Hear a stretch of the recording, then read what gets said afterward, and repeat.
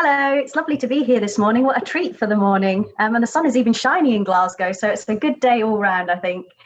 I'm going to share my screen now, but if you have any questions during the chat, my co-authors, Dan and Joe, are both here. So feel free to ask them lots of questions while I'm talking, and they can catch those for me. So let me just share screen. Okay, can you see my slides? Yes, we can. Lovely. All right. So as I said, my name is Yvonne Skipper. I'm based at the University of Glasgow. And my colleagues are Dan Jolley, who's at Northumbria, and Joe Reddington, who is down in London, who runs the charity Equality Time, which is a charity for kind of educational equality and building technologies to help young people to access education and other opportunities. So our project is really focusing on how we can tackle fake people rather than fake news directly, how we can look at the people behind the fake news and how we can tie into young people's real interest in people and in understanding their society as a way to help them to recognize fake news. Now, as a project, we're interested in trust. We know that trust isn't easy. We know that sometimes it's pretty hard to know who you should be trusting. And also the world isn't neatly divided into good guys and bad guys and trustworthy and not trustworthy.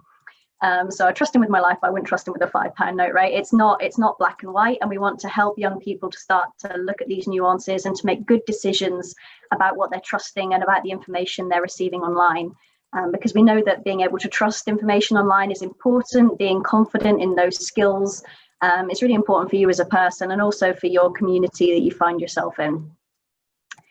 So we started to think, and it was also based on what we're seeing in the world around us at the moment about fake news, about how during the pandemic we've seen a lot of examples of fake news going around where people aren't sure what they can trust and whether they should be trusting the information they see, particularly online.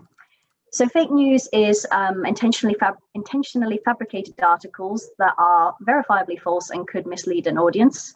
And we know that fake news actually is really important because it spreads 6 times faster than the truth. So it's reaching a lot of people. We also know that people tend to believe fake news around 75% of the time.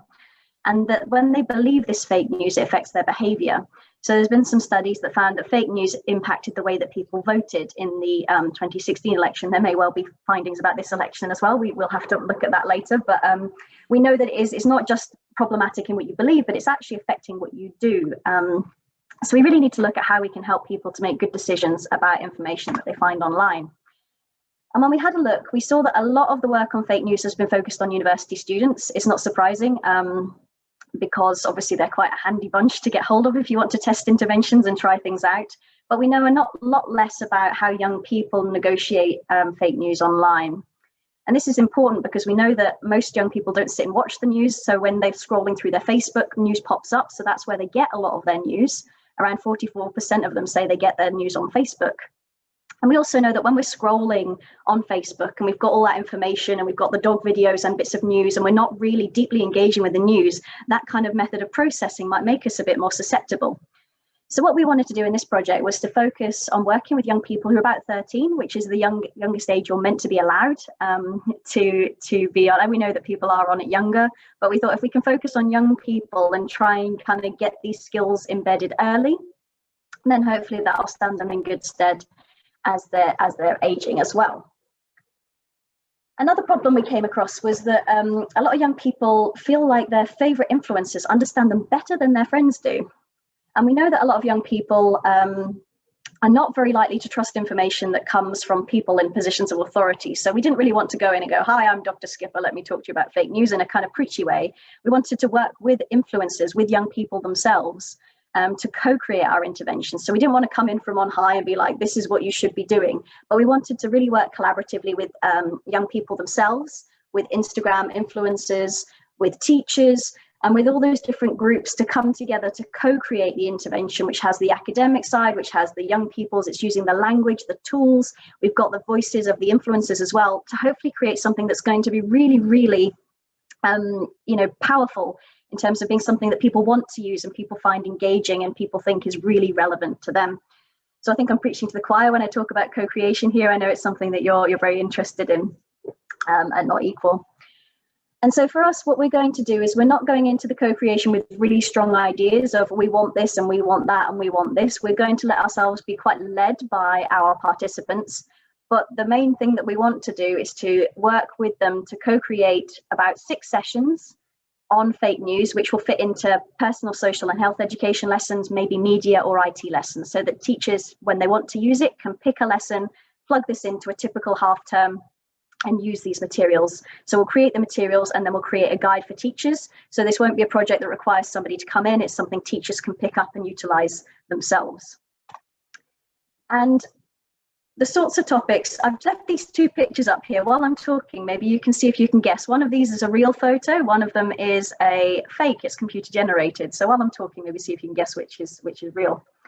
So we want to explore fake news, maybe using discussions in the classroom, maybe question and answers with our influencers so we can zoom them into the classroom. Maybe they can create some content for the young people. Maybe there'll be some Q&As with them.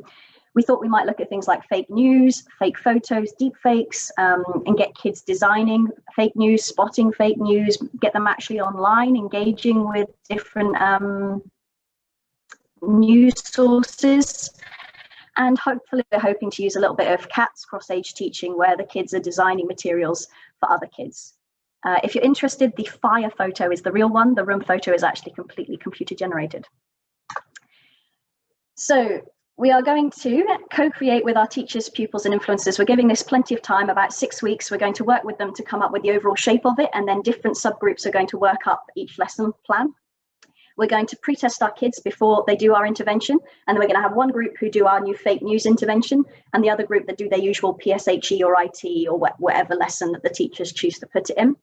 Then we're going to test them again, and then we're going to switch it round. So then we can see if the intervention group, if those effects last, even if you're not doing it. So will we still see them after 6 weeks? And it also allows us to test a second group of kids, so all of them get to do it, and we can see if it's different across the 2 different groups. So that's our kind of general design. And in this, we're going to be using a questionnaire where we're going to look at their ability to recognize fake news, their confidence in recognizing fake news, what they do when they see something before they share it online, like what steps do they go through. And we're also going to use the newly developed, which myself and Dan have been working on, the Adolescent Conspiracy Belief Questionnaire, which measures conspiracy belief in young people, because we know that people who are more likely to believe in fake news are also more likely to believe in conspiracies. So here's some examples of the sorts of things we're going to be using. So these are both examples of fake news, and we're going to ask the kids whether they think they're real, how confident they are in negotiating whether they're real or not.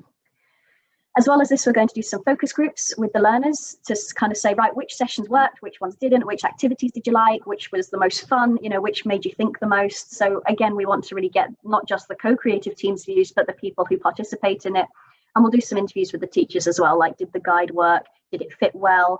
Can we tie it into the curriculum better? How does it sit in your IT or PSHE lessons, for example? And then we're going to use all of that information to improve our intervention to get it even better.